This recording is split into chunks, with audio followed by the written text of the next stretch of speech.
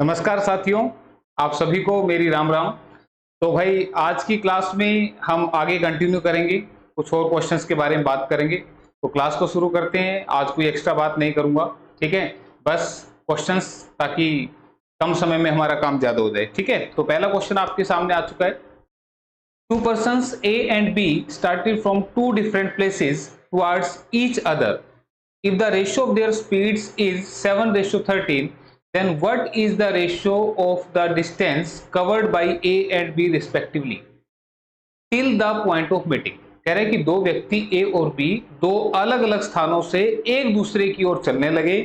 यदि उनकी गति का अनुपात 7:13 है तो मिलने के बिंदु तक क्रमशः A और B द्वारा तय की गई दूरी का जो अनुपात है वो क्या होगा। तो देखो, बिल्कुल आप मुंह जुबानी इस क्वेश्चन को कर सकते हैं, लिखने की आवश्यकता नहीं है, पर जो बात बताने की है मैं उसके बारे में बात कर लेता हूं। यहाँ पर देखो, कह रहा है कि दो व्यक्ति हैं, एक का नाम A है, दूसरे का नाम B है।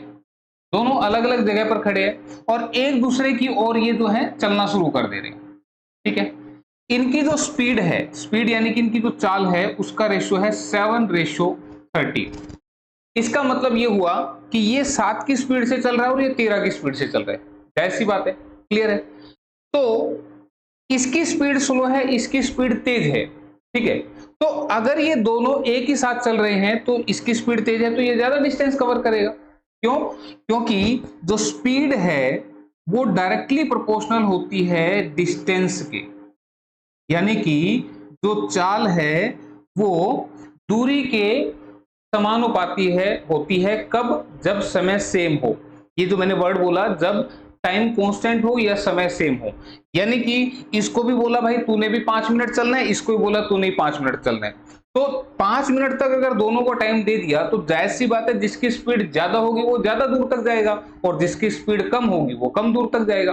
तो इसलिए मैंने कहा कि speed is directly proportional to distance, यानी कि जितनी चाल ज्यादा होगी उतनी दूरी ज्यादा तय होगी। ठीक है, तो एक तो ये बात याद रखना, और एक बात ये, speed is inversely proportional to time, यानी कि चाल जो होती है वो समय के उल्टे अनुपात में होती है। इस बात का मतलब क्या कि जिस व्यक्ति की स्पीड जितनी ज्यादा होगी वो कहीं जाने में समय उतना कम लेगा, और जिसकी स्पीड जितनी स्लो होगी वो कहीं जाने में टाइम उतना ज्यादा लेगा। तो प्रैक्टिकल सी बात है, कोई रट्टे वाली बात नहीं है। ठीक है, तो यहां पे मैं जो समझाना चाह रहा हूं आपको कि स्पीड का जो रेशियो है तो टाइम का भी स्पीड का जो रेशियो है वही डिस्टेंस का भी रेशियो यहां पर रहेगा। ठीक है, तो इस क्वेश्चन में जो डिस्टेंस कवर होगा उसका रेशियो भी सेम, यानी कि 7:13। ऑप्शन नंबर 3 इसका जवाब होगा। ठीक है, तो ये कह रहे हैं कि दोनों एक दूसरे की तरफ आ रहे हैं तो मिलने वाले बिंदु तक, तो जहां पर भी ये मिलेंगे तो जाहिर सी बात है ये जितनी देर चलेगा ये भी उतनी देर चलेगा, बस फर्क क्या होगा, ये ज्यादा दूर तक आ जाएगा, ये क्या होगा, ये कम दूर तक जाएगा। क्यों? क्योंकि इसकी स्पीड स्लो है, इसकी स्पीड फास्ट है। बस इतना सा करना था यहाँ पे। तो यहां आंसर जो बनेगा वो 7:13 ही बनेगा। लेकिन अगर इस क्वेश्चन में पूछता कि इनके टाइम का रेशियो क्या है तो फिर वो उल्टा हो जाता। ठीक है, टाइम स्पीड से जो है उल्टा रिलेशन रखती है। क्लियर? ये बात आपने याद रखनी है। तो आंसर जो है ऑप्शन नंबर 3 में लिखा होगा। ठीक है भाई, चलो नेक्स्ट क्वेश्चन की तरफ बढ़ते हैं। नेक्स्ट क्वेश्चन आपका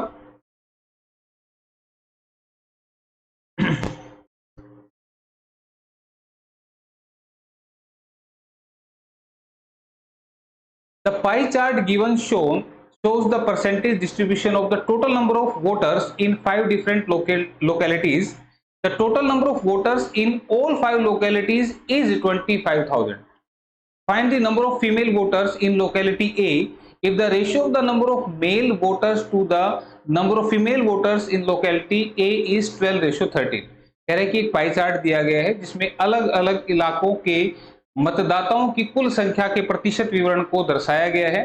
सभी 5 इलाकों में मतदाताओं की कुल संख्या 25,000 है। इलाके ए में महिला मतदाताओं की संख्या ज्ञात करें यदि इलाके ए में पुरुष मतदाताओं की संख्या का महिलाओं की संख्या से जो अनुपात है वो 12:13 है। ठीक है, तो ये परसेंटेज डिस्ट्रीब्यूशन दे रखा है इस चार्ट के अंदर, ये चार्ट आपको दिखाई दे रहा है।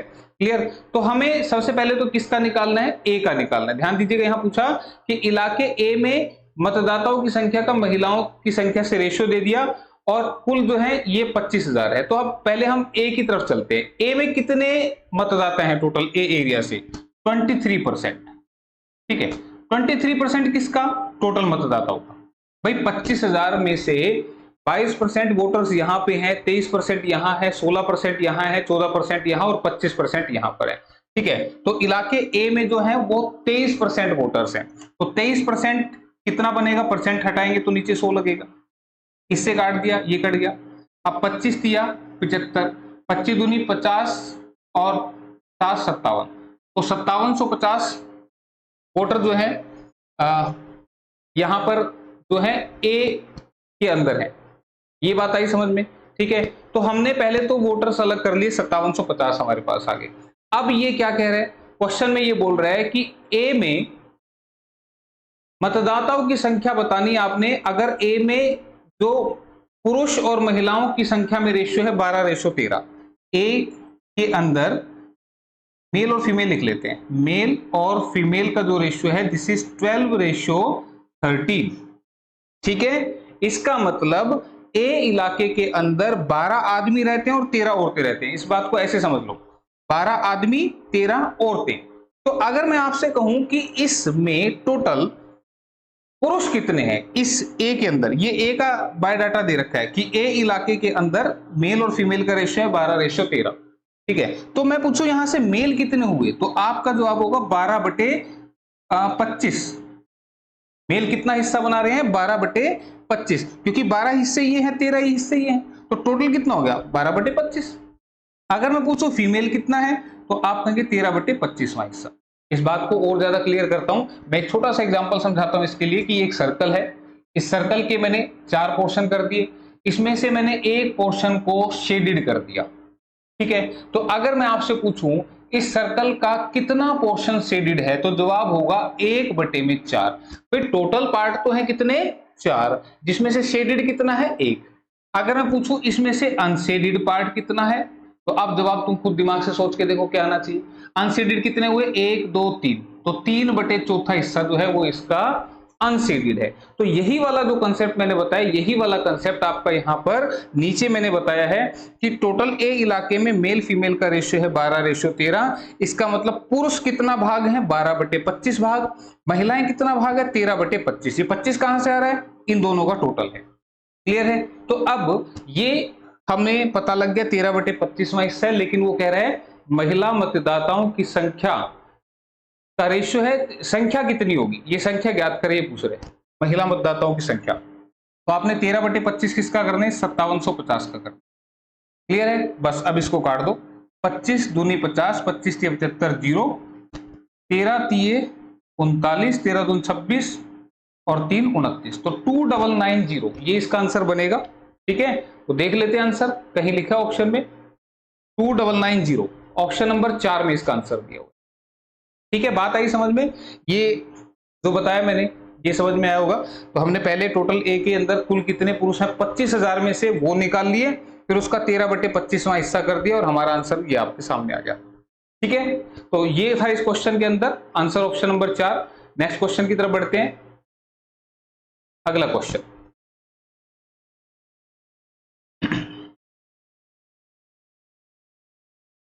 A and B started working on a project and A can complete the project in 36 days. A worked for 20 days and B completed the remaining work in 8 days. How many days would B have taken to complete the entire project all by himself जो भी है। A और B ने एक परियोजना पर काम करना शुरू किया। A उस परियोजना का 36 दिनों में पूरा कर सकता था और ए ने 20 दिनों तक काम किया और बी ने शेष काम को 8 दिन में पूरा कर दिया। तो पूरी परियोजना को अकेले पूरा करने में बी को कितने दिन लगेंगे ये आपसे पूछा जा रहा है। तो अब देखो टाइम एंड वर्क का क्वेश्चन है, क्वेश्चन बिल्कुल इजी है। आपने करना क्या है, बस क्वेश्चन को ना एक तो स्टेटमेंट ध्यान से पढ़ा करो। ठीक है, अगर स्टेटमेंट आपने ध्यान से पढ़ ली तो आंसर बड़ी जल्दी आपको मिल जाएगा। आप मुझे एक बात बताओ, ए पूरा काम कितने दिन में खत्म कर सकता था? 36 दिन में। ठीक है भाई, तो 36 दिन तक अगर ए आता तो पूरा काम खत्म हो जाता। अब मैं आपसे एक छोटी सी बात पूछ रहा हूं, अपने मन में जवाब सोचना। मैं कहूं कि अगर ए 18 दिन आता तो कितना काम होता, तो तुम कहोगे सर जी इसमें क्या सोचना था, 36 दिन में पूरा काम करता, अगर 18 दिन आता तो फिर आधा ही काम होता। ठीक है, तो यही मैं समझाना चाह रहा हूं कि ए जो है 18 दिन में कितना काम करता, तो 18 दिन जितने मैंने पूछे बटे में टोटल जो जितने वो लेते हैं, तो आपने कहा सर जी आधा। देखो 18 दूनी 36, कट रहा है ना आधा, क्लियर है। इसका मतलब 18 दिन में कितना काम करता है ए, 18 बटे 36 यानी कि आधा काम। ये बात समझ में आई होगी। तो उसने क्या कहा, बोला ए ने 20 दिन तक काम किया था, तो 20 दिन में ए ने कितना काम किया, 20 बटे में 36। ध्यान रखना, एक दिन में ए ने कितना काम किया, 1 बटा 36, 2 दिन में 2 बटा 36, 3 दिन में 3 बटा 36, 18 दिन में 18 बटे 36 यानी कि आधा काम। तो 20 दिन में कितना हुआ, 20 बटे 36, काट दो, 4 पंजे 20, 4 नी 36, 5 बटे 9 काम। यानी कि 20 दिन में ए ने कर दिया 5 बटे 9 काम। इस बात को और सरल भाषा में समझिए, इसका मतलब ये हुआ कि नीचे फ्रैक्शन में हमेशा टोटल लिखा जाता है। मैंने अभी पीछे सर्कल में समझाया था कि नीचे हमेशा टोटल लिखते हैं। इसका मतलब ये हुआ कि टोटल थे 9 काम, जिसमें से ए ने कर दिए 5 काम। ध्यान से सुनो फिर से इस बात को, टोटल कितने थे 9 काम, ए ने कितने कर दिए 5 काम, बचे कितने 4 काम। तो शेष काम कैसे निकाला हमने, दिस इज 4/9। ठीक है, ये बात अगर आपको समझ में आ गई तो अब क्वेश्चन बिल्कुल आसान है। तो 5 बटे 9 काम किया था किसने, ए ने, और शेष काम किया था बी ने। तो शेष काम मैंने कैसे निकाला कि 5 काम हो गए 9 में से, तो बचे कितने 4 काम। तो नीचे टोटल काम जरूर लिखते हैं।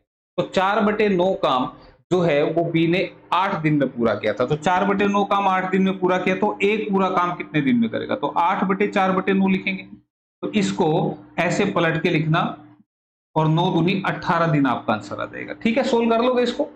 ठीक है, मैंने क्या बोला, 4 बटे 9 काम बी ने किया कितने दिन में, 8 दिन में। वहां पूरा पूरा लिखना नहीं होता, कभी लिखने लग जाओ बी 4 बटे 9 काम करता है 8 दिन में, कॉपी थोड़ी चेक होगी यार, नहीं लिखना, बस ऐसे समझो 4 बटे 9 काम किया कितने दिन में, 8 दिन में। तो एक पूरा काम कितने में करेगा, 8 बटे 4 बटे 9। तो नीचे वाला 9 बटे 4 हो जाएगा, पलट जाएगा ना। तो 4 से 2 पे कटा, 9 दूनी 18 दिन। तो आंसर कौन सा बनेगा, ऑप्शन नंबर 4। क्लियर है, चलो आगे बढ़ो।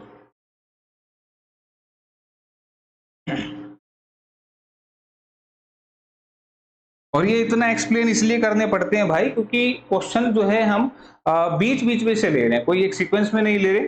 ठीक है, इससे आपके क्वेश्चंस की अगर आप टाइप सीख गए तो फिर ऐसा क्वेश्चन दोबारा आता है तो मेरे ख्याल से दिक्कत नहीं आएगी। ठीक है, तो 3 friends X, Y and Z can paint a room in 180 by 17 minutes together. If X and Y work together, they can complete the same job in 12 minutes. How long would it take for Z alone to paint the room? 3 Mitra X, Y, Z मिलकर एक कमरे को 180 बटे 17 minute में रंग सकते हैं। यदि X और Y एक साथ कार्य करते हैं तो वे उसी कार्य को 12 मिनट में पूरा कर सकते हैं। तो जेड अकेले कमरे को रंगने में कितना समय लेगा। भाई मैं ये कहूंगा कि वीडियो पॉज करो और इस क्वेश्चन को सोल्व करो, क्योंकि ये पिछली क्लासेस में मैं करवा चुका हूं यार, टाइम एंड वर्क का क्वेश्चन। ठीक है, ऐसी पता लगेगा तुम कितना सीख गए। 180 बटे 17, इसमें कौन कौन कर रहा है, एक्स वाई और जेड मिलकर काम करते इतने मिनट के अंदर। ठीक है, एक्स और वाई एक साथ कितने मिनट ले रहे हैं, 12 मिनट, एक्स और वाई। अब तुमको लगेगा, बोला सर जी आप तो ऐसे ही कह देते हो, बोला ये कब करवाया था, मैं कहा क्यों, बोला जी इसमें तो बटे में भी है। तो बटे में तो क्या दिक्कत है, छोड़ दो बटे वाले को, देखो ही मत, इसको देखो ही मत। अब इन दोनों का एलसीएम ले दो। ठीक है, इन दोनों का एलसीएम क्या होगा, सबसे बड़ा नंबर क्या, 180। 180 क्या 12 के पहाड़े में आएगा, बिल्कुल आएगा। 12 से 180 कटता है ना, काट के देखो 15 पे पूरा कटेगा। 12 कम 12, बच्चा कितना 60, 12 पंजे 60, 15 पे पूरा कटा था। क्लियर। तो हमने ये कैसे निकाला, इसको इससे डिवाइड किया तभी तो ये आया ना। तो फिर ये कैसे निकलेगा, इसको इससे डिवाइड कर दो। अरे भाई जो छिपाया था उसको हटा लेना, पता लगा इसी से डिवाइड कर दो। तो मैं इसको जब इससे डिवाइड करूंगा तो क्या आएगा, देखो लिख के दिखा रहा हूं, हालांकि अभी सीधा बताऊंगा। 180 को इस पूरे से डिवाइड करूंगा तो अभी मैंने बताया था कि ये 17 घूम के ऊपर चला जाएगा और ये कट जाएगा, और ये अगर कट गया तो बच्चा कितना 17। इसका मतलब यहां पे कितना आएगा 17। क्लियर है। ठीक है, फिर से सुनो, इसको इससे भाग लगाया, डिवाइड किया तो कितना आया 15। ये कैसे आया, 180 से काटा, 1 पे कटा, 1 की मल्टीप्लाई नीचे वाले के साथ कर देना, यही आ जाएगा। और फिर भी ज्यादा भेजे में नहीं आया तो फिर इस तरह से पूरा लिख लिख के टाइम वेस्ट करने वाली बात है। बस ये देखो इससे कितने पे घटा, 180 एक पे घटा, जिसने पे घटा उससे नीचे मल्टीप्लाई कर देना, ये आ जाएगा। क्लियर है? बस अब हो गया हमारा काम। काम किससे करवाना है भाई? जेड से। बोला जेड अकेले कमरा कितने समय में रंगेगा, मुझे बताओ जेड से काम करवाना है। टोटल काम कितना? 180। बटे में क्या लिखूं? जेड का एक दिन का काम। कैसे पता लगेगा? ये तीनों मिलके कर रहे हैं 17 काम, जिसमें से एक्स और वाई ने किए 15। तो फिर दो कौन भाई साहब करके गए? ये करके गए ना।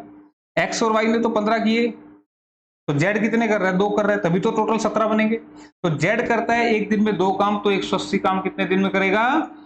90 दिन में। 90 दिन नहीं, 90 मिनट समय था ना यहाँ पे, तो 90 मिनट ऑप्शन नंबर 2 में लिखा हुआ है। बात आ गई समझ में? आसान था, मुश्किल तो नहीं था। ठीक है, चलो फिर अगला क्वेश्चन। पोर्ट एंड स्ट्रीम, नाव एवं धारा। तो भाई ये वाला जो क्वेश्चन अब आएगा ना, इसको करने के लिए पहले स्टेटमेंट पढ़ लेते हैं कि अ boat covers 720 kilometre downstream in 12 hours and covers a certain distance upstream in 15 hours. The ratio of the distance travelled by the boat downstream and upstream is 6:5. Find the time taken by the boat to cover 120 kilometre distance in still water. एक नाव धारा के अनुकूल 720 kilometre की दूरी को 12 घंटे में तय करती है और धारा के प्रतिकूल एक निश्चित दूरी को 15 घंटे में तय करती है। नाव द्वारा धारा के अनुकूल और धारा के प्रतिकूल तय की गई दूरी का अनुपात 6:5 है। तो स्थिर पानी में नाव द्वारा 122 किलोमीटर की दूरी तय करने में कितना समय लगेगा, ये आपसे पूछ रहे हैं। अब इसको समझने के लिए पहले छोटी सी चीज समझो। ये है हमारी नाव, ठीक है, और ये है पानी। नाव की स्पीड होती है x, y की स्पीड होती है, और पानी की स्पीड होती है y। याद रखनी है चीजें जब भी आप बात करेंगे, ठीक है। स्पीड किसकी? बोट की। बोट का मतलब समझते हो? नाव। कितनी है? x। स्पीड किसकी? पानी की। कितनी है? y। ये चीजें याद रखना भाई, ये चीज याद होगी तो क्वेश्चन होगा, नहीं तो होगा नहीं। नाव की स्पीड x, पानी की स्पीड y, ठीक है। स्पीड डाउनस्ट्रीम में, डाउनस्ट्रीम का मतलब होता है धारा की दिशा में। डाउनस्ट्रीम का मतलब है नाव भी इधर जा रही है और पानी भी इधर बह रहा है। जब नाव और पानी की डायरेक्शन सेम होगी, यानी कि नाव भी उधर जा रही है और पानी भी इधर जा रहा है, तो उसको बोलते हैं डाउनस्ट्रीम, धारा की दिशा। तो उस टाइम पे स्पीड क्या होती है? x plus y. भाई जिधर पानी बहेगा उधर ही नाव जाएगी, तो जल्दी जल्दी जाएगी ना, तो इसलिए स्पीड दोनों क्या हो जाएंगी? ऐड हो जाएंगी। और स्पीड अपस्ट्रीम, अपस्ट्रीम का मतलब क्या होता है? पानी के अपोजिट साइड में। अपस्ट्रीम, ये डाउनस्ट्रीम की कंडीशन दिख रही है एरो से। अपस्ट्रीम की कंडीशन देखो, अपस्ट्रीम की कंडीशन होती है ऐसे कि पानी तो ऐसे बह रहा है और नाव ऐसे जा रही है। पानी ऐसे, नाव ऐसे, तो फिर धीरे धीरे जाएगी ना, है ना, क्योंकि अपोजिट डायरेक्शन होगी। आप तैर के देखो पानी के अपोजिट डायरेक्शन में, तो धीरे धीरे जाओगे। तो उस सिचुएशन में स्पीड कैसी होती है? x minus y. ये बात समझ में आ गई तो पूरा टॉपिक ही खत्म हो गया। ठीक है, अब करते हैं, पहले ध्यान से सुनना। इसने क्या बोला? यदि नाव धारा के अनुकूल, अनुकूल का मतलब होता है डाउनस्ट्रीम, और धारा के प्रतिकूल, प्रतिकूल का मतलब होता है अपस्ट्रीम, यानी कि उल्टे बहाव में, तय की गई दूरी का अनुपात 6:5 है। अब ध्यान दो, डाउनस्ट्रीम और अपस्ट्रीम का अनुपात कितना है? 6:5। ये रेशियो दे रखा है, D फॉर डाउनस्ट्रीम यानी कि पानी के बहाव के साथ, U फॉर अपस्ट्रीम यानी कि पानी के बहाव के अपोजिट। रेशियो कितना दे रखा है? 6:5। यानी कि इसमें 6 किलोमीटर जा रही है तो इसमें 5 किलोमीटर जा रही है। इतनी बात समझ में आई? लेकिन वो तो क्या कह रहे हैं? बोला धारा के अनुकूल तो 720 किलोमीटर गई थी। धारा के अनुकूल यानी कि डाउनस्ट्रीम में कितनी गई थी? 720 किलोमीटर। लेकिन 6 जो है वो 720 कैसे बना सकता है? जब मैं इसको 120 से मल्टीप्लाई कर दूं। इससे मल्टीप्लाई कर दूं 120 से, थोड़ा सा बड़ा लिख दूं। नहीं पता लगे तो 720 को 6 से भाग कर दो, कितने आएगा? ठीक है, ऐसे लिख लेना। ठीक है, अब ये 120 गुना हुआ तो ध्यान रखना ये रेशियो सेम कभी रहता है जब सेम वैल्यू से दोनों साइड मल्टीप्लाई। रेशियो में कोई बदलाव नहीं होगा, तो 120 से मल्टीप्लाई कर दो तो कितना? 600 किलोमीटर। क्या ये बात समझ में आ गई? ठीक है, ये बात अगर समझ में आ गई तो जो हमें नहीं पता था, क्या डिस्टेंस नहीं पता था, वो मालूम पड़ चुका है। ध्यान से समझना क्वेश्चन को। एक नया क्वेश्चन आ गया, कंसेप्ट मैंने पूरा बता दिया इसका। ये रेशो जो दे रखा था, क्या इसका मतलब पता लगा? ये क्यों जरूरी है? देखो, धारा के अनुकूल 720 किलोमीटर की दूरी 12 घंटे में, और धारा के प्रतिकूल निश्चित दूरी, वो डिस्टेंस दे ही नहीं रखा था भाई कितनी दूर गई, तो डिस्टेंस मैंने इस रेशियो से निकाल दिया ना। बात आई समझ में? ये कंपेयर करके निकाला। ठीक है, कैसे निकालते दोनों तरीके बता दिए, तो जितना यहां मल्टीप्लाई उतना यहां, तो ये 600 आ गया। ठीक है, अब करते हैं। अब मुझे बताओ यहाँ पे क्या है, मेरे पास दूरी भी है समय भी है, तो चाल क्या होता है? चाल होता है दूरी बटे में समय। चाल होती है दूरी बटे में समय, यानी कि स्पीड होती है डिस्टेंस अपॉन में टाइम। अब इससे क्या मिलेगा मुझे? अब स्टेटमेंट पढ़ो। कह रहे एक नाव धारा के अनुकूल यानी कि पानी के बहाव में, मुझे बताओ पानी के बहाव में स्पीड कैसी बताई थी? x प्लस वाई, यानी कि x प्लस वाई। पानी के बहाव में 720 किलोमीटर चली गई, ये क्या हो गई? दूरी बटे में कितने घंटे लिए? 12 घंटे, तो 12 घंटे क्या हो गया? समय हो गया। ठीक है भाई, तो 720 बटे 12 करूंगा तो 60 जो आ गया x प्लस वाई की वैल्यू आ गई। यही बात समझ में आई भाई? क्लियर है? फिर धारा के प्रतिकूल, धारा के प्रतिकूल यानी कि अपोजिट, यानी कि अपस्ट्रीम। अपस्ट्रीम में स्पीड कैसी थी? x माइनस वाई, तो लिखो x माइनस वाई स्पीड, ये लिखो स्पीड कितनी? एक निश्चित दूरी, वो दूरी कितनी है? 600 किलोमीटर, अभी मैंने निकाल ली। और कितने घंटे में गई? 15 घंटे में।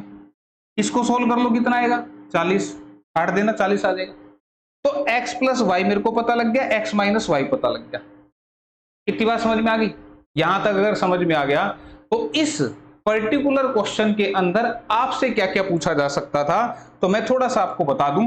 आपसे ये भी पूछ सकता था, आपसे ये भी पूछ सकता था, ये क्वेश्चन भी यहां पूछे जा सकते थे कि नाव की स्पीड कितनी होगी, पानी की स्पीड कितनी होगी। तो अब वो कैसे निकलेगी? तो नाव की स्पीड कैसे निकलेगी भाई? देखो, उसके लिए एक इक्वेशन तो ये है और दूसरी इक्वेशन ये है, इन दोनों को सोल्व करना है।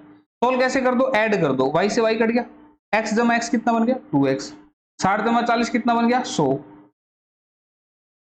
ठीक है, और यहां से 2 से कट गया तो कितना बन गया? 50। x की वैल्यू 50 आ गई। बात आई समझ में? x की वैल्यू 50 आ गई, y की वैल्यू क्या आएगी? x प्लस वाई 60 है, x की वैल्यू 50 आ गई, तो y की वैल्यू कितनी आ गई? 10। तो आपसे x और y भी पूछ सकता था, तो दोनों मैंने सिखा दी। और फास्ट कैसे कर सकते हैं x और y को? और फास्ट x और y कैसे निकल सकते हैं? x कैसे निकलेगा? ये दोनों जो आगे ना, ये दोनों, एक तो ये वाला और ये वाला, इन दोनों को जोड़ दो और 2 से भाग कर दो, आ गया। y कैसे निकलेगा? इन दोनों को माइनस कर दो, 2 से भाग कर दो। ठीक है, दोनों को माइनस करके 2 से भाग करोगे तो कितना आएगा? 10 आएगा। ऐसे भी निकाल सकते हो। अब ये कहां से आया? अरे ये इक्वेशन ही सोल्व हुई है, बस ये थोड़ा सा फास्ट तरीका है करने का। जैसे मुझे ये दिखेंगे 60 प्लस 40, दोनों को जोड़ के 2 से भाग कर दो x की वैल्यू, दोनों को माइनस करके 2 से भाग कर दो y की वैल्यू, और फिर भी किसी के समझ में नहीं आया, तो ये तरीका पता है ना भाई? पहले टेंशन नहीं लेनी, समझाया मैंने सब कुछ।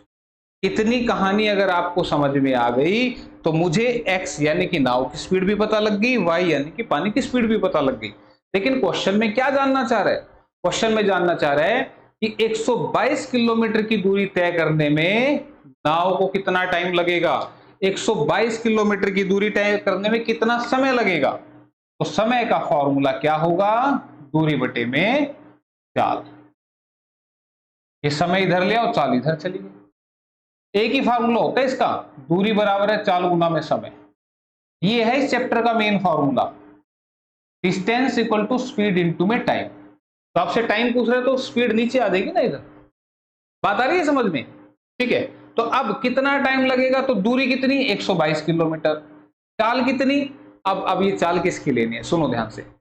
शांत पानी में दूरी तय करने में समय। मुझे बताओ, अगर पानी रुक रहा है, रुका हुआ है और नाव उसके अंदर चल रही है, तो स्पीड तो नाव की आएगी ना। फिर पानी देखो, अगर डाउनस्ट्रीम की बात करूं पानी के बहाव में, तो फिर नाव की भी आएगी, पानी की भी आएगी। लेकिन अगर पानी रुका हुआ है, सिर्फ नाव चल रही है, तो फिर स्पीड किसकी आएगी? सिर्फ नाव की आएगी, क्योंकि पानी तो रुका हुआ है। तो नीचे चाल कौन सी रखनी है? x की वैल्यू।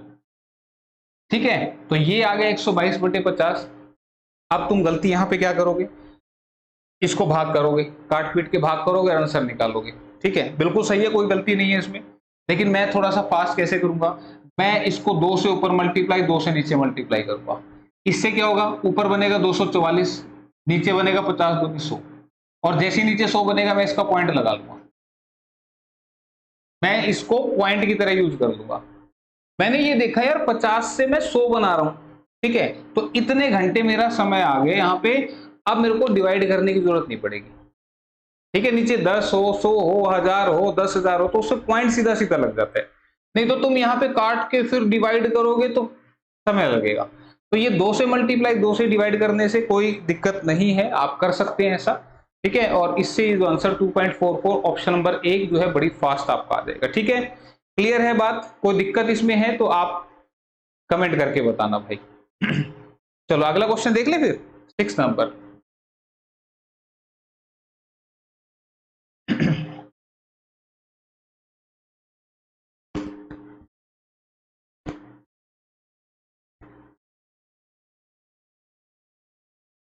हाँ जी, क्या कह रहा है क्वेश्चन में, find the sum of cube of first 6 even number, प्रथम 6 सम संख्याओं के घनों का योग ज्ञात कीजिए। अब देखो भाई, इवन नंबर क्या होते हैं, 2, 4, 6, 8, 10, 12, ये क्या है, इवन नंबर है। जो भाई 2 से भाग हो जाए वो कैसे होते हैं, इवन नंबर होते हैं, सम संख्या होती है। और अगर ओड नंबर बोले तो क्या होंगे, ऐसे नंबर जो 2 से भाग ना हो, 1, 3, 5, 7, 9, 11, ये सारे क्या है, ओड नंबर, ठीक है, विषम संख्या। तो हमारा क्वेश्चन क्या कह रहा है कि पहली 6 सम संख्याओं का, तो पहली 6 सम संख्या क्या होंगी, 2, 4, 6, 8, 10, 12, ठीक है, इनके घनों का, इनके क्यूब का, क्यूब कैसे होगा, जब इसकी पावर 3 लगा दें, तो इसके क्यूब का टोटल क्या होगा, ये हमसे पूछना चाह रहे हैं, यानी कि सम पूछना चाह रहे हैं, ये पूछना चाह रहे हैं, ठीक है। अब ये तो करना मत भाई, 2 का क्यूब, 2 के क्यूब का मतलब क्या होता है, 2 के क्यूब का मतलब है 2 की 3 बार मल्टीप्लाई, जितनी पावर होती है उतनी बार बेस मल्टीप्लाई होता है, तुम बोलोगे 8 आएगा। इसी तरह से तुम इसको इसको ऐसे कैलकुलेट करके तुम आंसर पे पहुंच जाओगे। लेकिन ये तो टाइम कंज्यूमिंग है ना, ये 6 की जगह बोलता है कि पहली 12 सम संख्याओं के घनों का योग, तो फिर 12 तक लिखते तो बहुत टाइम लग जाता। तो फिर इसके लिए फॉर्मूला याद रखना, फॉर्मूला क्या होता है, 2n square into n plus 1 का स्क्वेयर, जहां पे n टोटल नंबर्स को शो कर रहे हैं, टोटल इवन नंबर को, कुल सम संख्या को, ठीक है, n किसको रिप्रेजेंट कर रहे हैं, कुल सम संख्या को, ठीक है, बात आई समझ में। अब इस फार्मूले को लगा के याद रखना भाई, इसको लगा के आंसर निकालते हैं। तो सम क्या होगा, 2 इंटू में n क्या है, टोटल इवन नंबर, कितने इवन नंबर है, 1, 2, 3, 4, 5, 6 दे रखे हैं, तो 6 का स्क्वायर इंटू n प्लस 1, यानी कि 6 जमा 1 7 का स्क्वायर, बताइए समझ में। अब 2 इंटू में 6 का स्क्वायर कितना, 6 गुना 6 36, 7 का स्क्वायर 7 गुना 7 49। अब ये मल्टीप्लाई करनी पड़ेगी, लास्ट में देखो क्या बनेगा, 2 छिके 12, 2 दी में 18, लास्ट में 8 आएगा। इसी आंसर में लास्ट में 8 दिख रहा है, इसी में दिख रहा है, बस ये आंसर है, option number 3।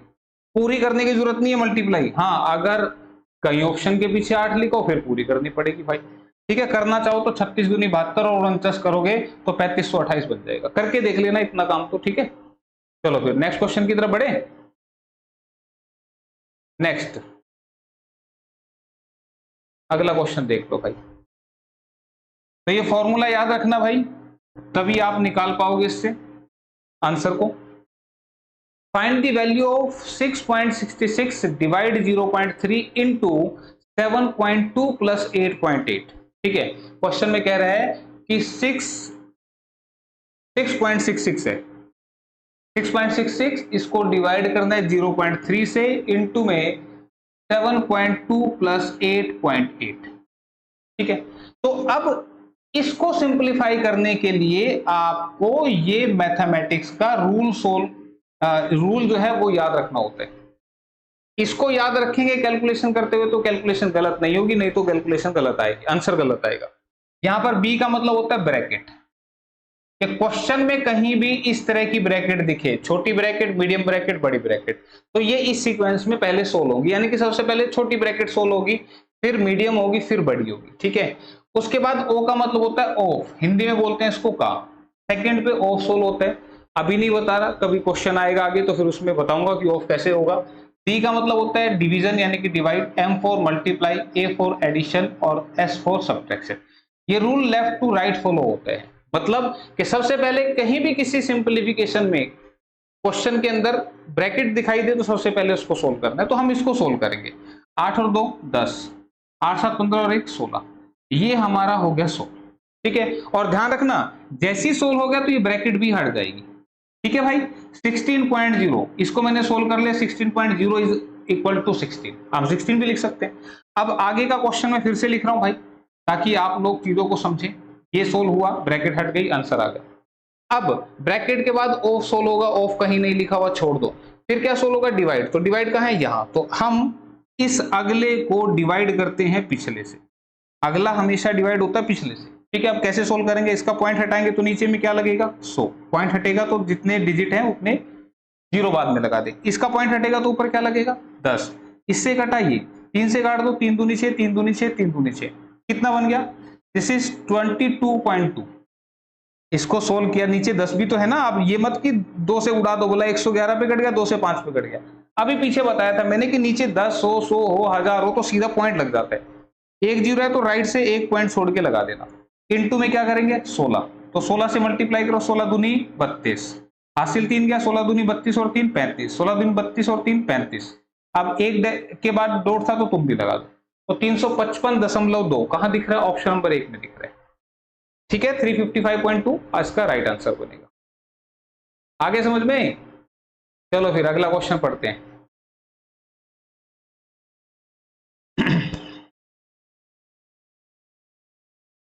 The table given shows the number of Realme phones sold by the 5 different shopkeepers and the difference between the number of Realme phones sold and the number of Samsung phones sold by the 5 different shopkeepers.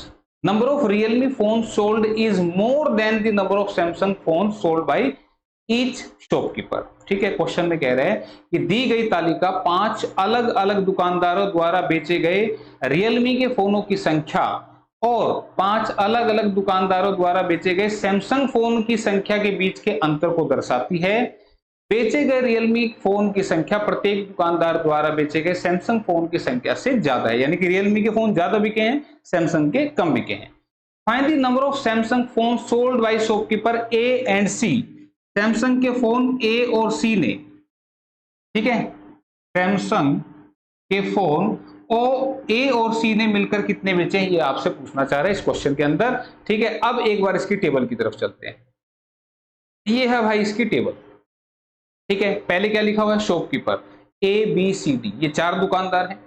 Number of Realme phone sold by, ठीक है, Realme के कितने phone बिके, ए दुकानदार ने 500 phone बेचे हैं Realme के, बी ने 200 बेचे हैं, सी ने 250 बेचे और डी ने 450 बेचे।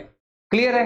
अब ये चीज पढ़ो क्या कह रहा है, difference between Realme phone sold and Samsung phone sold. बेचे गए रियलमी फोन और बेचे गए सैमसंग फोन के बीच का डिफरेंस, यानी कि रियलमी के फोन और सैमसंग के फोन का जो डिफरेंस है वो कितना है, पहली में 300 है। ये कितना है 300। तो तुम मुझे बताओ रियलमी के फोन कितने थे 500, इसमें से सैमसंग के कितने थे मालूम नहीं, टोटल डिफरेंस कितना आया 300।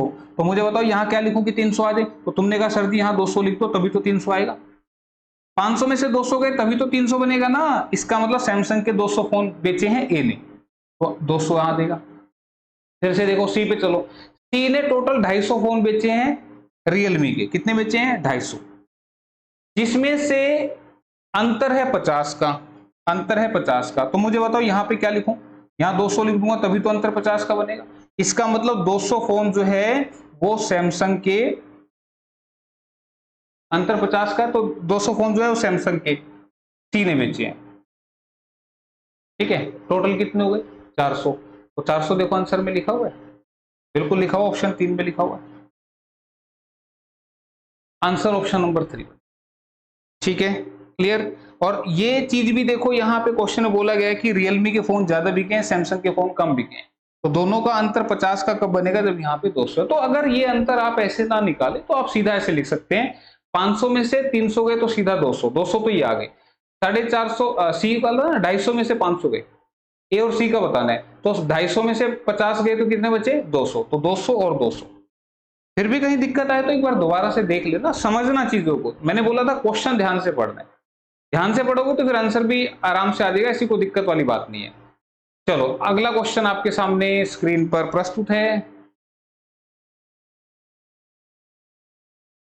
क्या कह रहे हैं क्वेश्चन में? Find the largest number that divides 155, 590 and 735 to leave the same remainder in each case.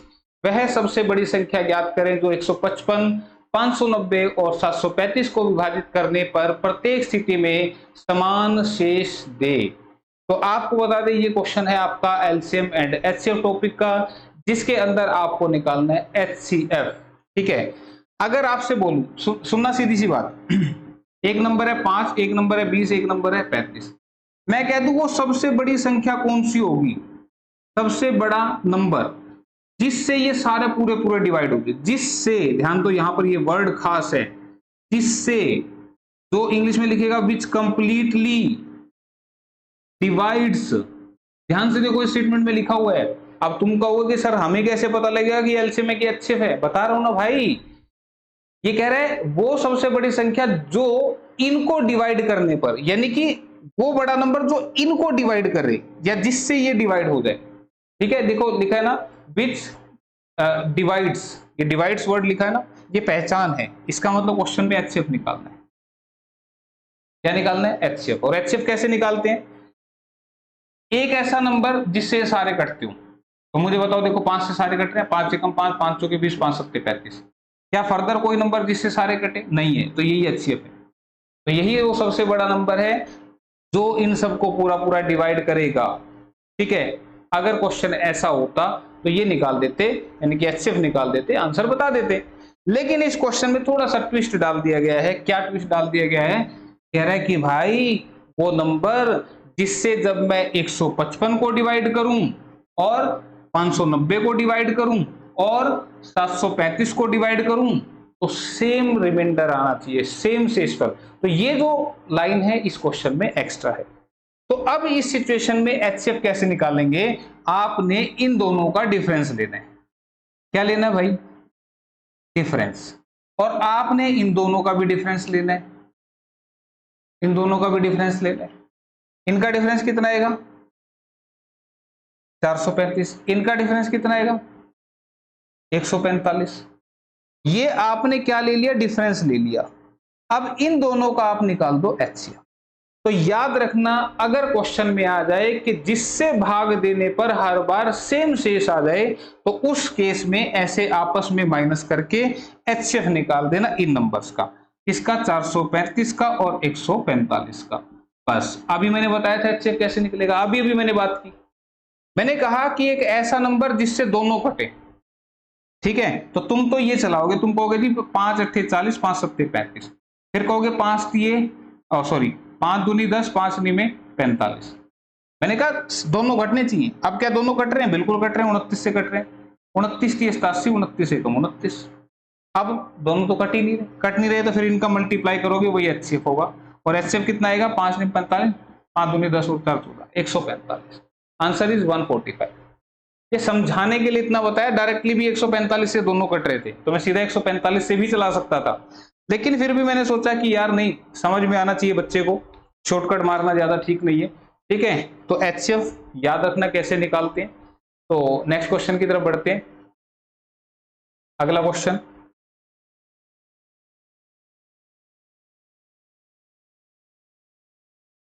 the simple interest on a certain sum for 2 years is rupees 400 and the compound interest is rupees 410. Find the rate of interest per annum. एक निश्चित राशि पर 2 वर्षों के लिए साधारण ब्याज 400 रुपए और चक्रवृद्धि ब्याज 410 रुपए है, तो प्रति वर्ष ब्याज की दर क्या होगी? तो साधारण ब्याज का क्वेश्चन है। ठीक है, चक्रवृद्धि ब्याज दोनों ही इसमें आए हुए। तो मैंने एक बात बोली थी, अगर आपको याद हो, मैंने कहा था साधारण ब्याज हर साल सेम रहता है। पिछली क्लासेस में मैंने बोला था ऐसा, और फिर भी अगर किसी ने पिछले क्लासेस नहीं देखी हैं तो मैं एक प्लेलिस्ट बना के इस वीडियो के नीचे लिंक दे दूंगा, वहां से आप देख लो। ठीक है, तो मैं बात करता हूं 2 साल की, तो फर्स्ट ईयर और सेकंड ईयर। मैं बात कर रहा हूं सिंपल इंटरेस्ट यानी कि साधारण ब्याज की। मैंने बोला कि साधारण ब्याज हर साल सेम होता है, तो अगर 2 साल का साधारण ब्याज 400 रुपए है तो इसका मतलब पहले साल भी 200 और दूसरे साल भी 200 रुपए। इस बात में कोई दिक्कत? 3 साल होते तो तीनों साल सेम, 4 साल होते चारों साल सेम। ठीक है, तो 400 रुपए को मैंने डिवाइड कर दिया। कंपाउंड इंटरेस्ट, पहले साल का साधारण ब्याज और चक्रवृद्धि ब्याज दोनों सेम होते हैं, ये बात भी आपने याद रखनी है। फर्स्ट ईयर का एसआई और सीआई साधारण ब्याज चक्रवृद्धि ब्याज के होते हैं, सेम होते हैं। लेकिन ये तो कह रहे हैं कि 2 साल का चक्रवृद्धि ब्याज 410 है, तो 200 यहां रह गए तो फिर 210 यहां बचेंगे, हो गया भाई 410। देखो ये 410 हो गया, ये 400 हो गया, ठीक है। तो यहां पे 200 के 210 हो गए, इसका मतलब आपको एक बात याद होगी कि चक्रवृद्धि ब्याज में ब्याज पर ब्याज मिलता है, इसीलिए तो 200 के 210 हो गए, ठीक है। तो कितने परसेंट यहां पर दर है वो कैसे निकालना है? 200 के 210 बन गए तो कितने फालतू हुए? 10। कितने पर? 200 पर। और कितने परसेंट हुआ? इनटू में 100% लगा देना, ठीक है भाई। 2 जीरो से 2 जीरो कट गई, 2 से 5 पे कट गया और दर आ गई आपकी 5%। And this is your answer. तो 5% जो है दर है, ऑप्शन नंबर 1 में लिखा हुआ है। क्लियर है? बात आई समझ में? कोई मुश्किल नहीं होनी चाहिए। क्यों? क्योंकि बिल्कुल आसान बात है कि 200 के 210 बन गए कि तो कितने बढ़ गए? 10। कितने पर? नीचे 200 लिखना है और कितने परसेंट हुआ? इनटू में 100%। क्लियर? तो इस तरीके से आपने ये करना था, ठीक है। ध्यान से कर लेना, कहीं भी दिक्कत आए तो एक बार दोबारा देख लिया करो। आज हम इतना ही करेंगे, नेक्स्ट क्लास में फिर आगे कंटिन्यू करते हैं, ठीक है। चलो फिर मिलते हैं, ओके बाय, टेक केयर।